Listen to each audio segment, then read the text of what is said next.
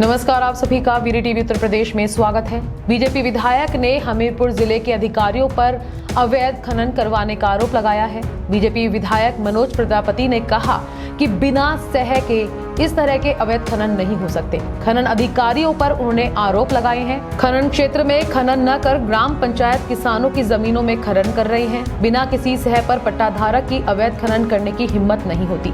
खनिज अधिकारी ये सब स्थानीय निरीक्षण नहीं करवाते।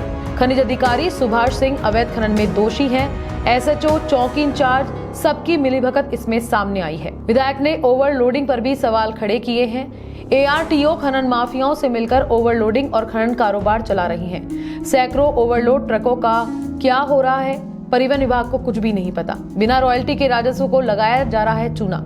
मुख्यमंत्री से बातचीत भी हुई है और कड़ी कार्रवाई का उन्होंने आश्वासन दिया है। हमीरपुर जिले में 1 दर्जन से ज्यादा मोरंग खदानें चल रही हैं। किस तरह से किया जा रहा है? जिले में कौन कौन दोषी मानते हैं आप? देखिए, पहले दोषी तो पट्टेधारक है। पट्टेधारक अपने पट्टे का जो चिन्हांकन है उस पे खनन न करके जो अगल बगल की ज़मीनें हैं, चाहे वो ग्राम पंचायत की ज़मीनें हो, चाहे वो किसी किसान की ज़मीन हो, चाहे वो दरिया की ज़मीन हो, वहाँ पर खनन का काम कर रहे हैं। तो पहला कंपोनेंट तो पट्टाधारक है। दूसरा, पट्टाधारक की स्वयं इतनी हिम्मत नहीं है अगर उसको किसी की सह न प्राप्त। खनन अधिकारी महोदय स्थानीय निरीक्षण नहीं करते हैं, अगर करते हैं तो उसकी सिर्फ खाना पूर्ति करते हैं। वहाँ पर जाकर के देखने की आवश्यकता है कि खनन का जो पट्टाधारक है वो कहाँ पर खनन कर रहा है। तो ये लोग भी कहीं ना कहीं दोषी हैं। और दूसरी बात, जो ओवरलोडिंग चल रही है, हमारी सबसे बड़ी समस्या ओवरलोडिंग है। क्योंकि रास्तों की हालत जो खस्ता है, यहाँ पर हम उसको बनाते हैं, पता लगा कि 1 महीने बाद वो टूट गई। तो इस तरीके से ओवरलोड के माध्यम से आरटीओ के लोग, आरटीओज ऑफिस के जो आरटीओज हैं और दूसरे कर्मी हैं, ये लोग मिलजुल करके खनन माफियाओं से मिल करके, ट्रक यूनियन के लोगों से मिल करके यहाँ पर खनन का कारोबार चला रहे हैं।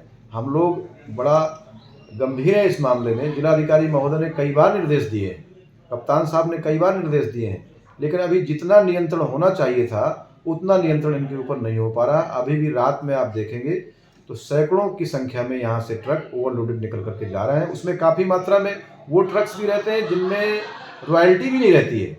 राजस्व को 100% चूना लगाने का काम कर रहे हैं, खोद भी रहे हैं वो अलग अवैध जगह से, उसकी कोई रॉयल्टी भी नहीं जमा कर रहे हैं। तो इस तरीके के तमाम सारे प्रकरण यहाँ पर हैं।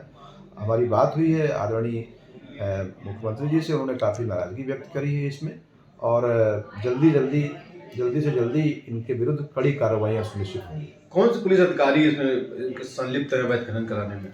जितने भी आपकी खनन की साइट्स हैं, वहाँ के एसओचेज, वहाँ के आपके चौकी इंचार्ज, वो सारे के सारे लोग कहीं ना कहीं इसमें दोषी हैं। उनकी नाक के नीचे से बड़ा बत्ता बराबर भर के ट्रक जा रहा है, वो उनको दिखाई नहीं दे रहा है।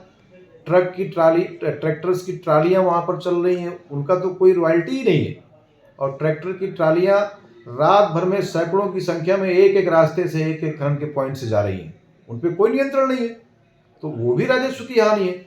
इस पर भी हमारा जिला प्रशासन से कहना है कि शीघ्रातिशीघ्र जो ट्रैक्टर से अवैध खनन हो रहा है और ट्रक की जो ओवरलोडिंग है, इसको बंद कराने का काम करें। लगभग कितना राजस्व चूना लगा लेते होंगे पर डे लोग? यह आकलन तो राजस्व के लोग ही। हमीरपुर से बीरू गुप्ता की रिपोर्ट।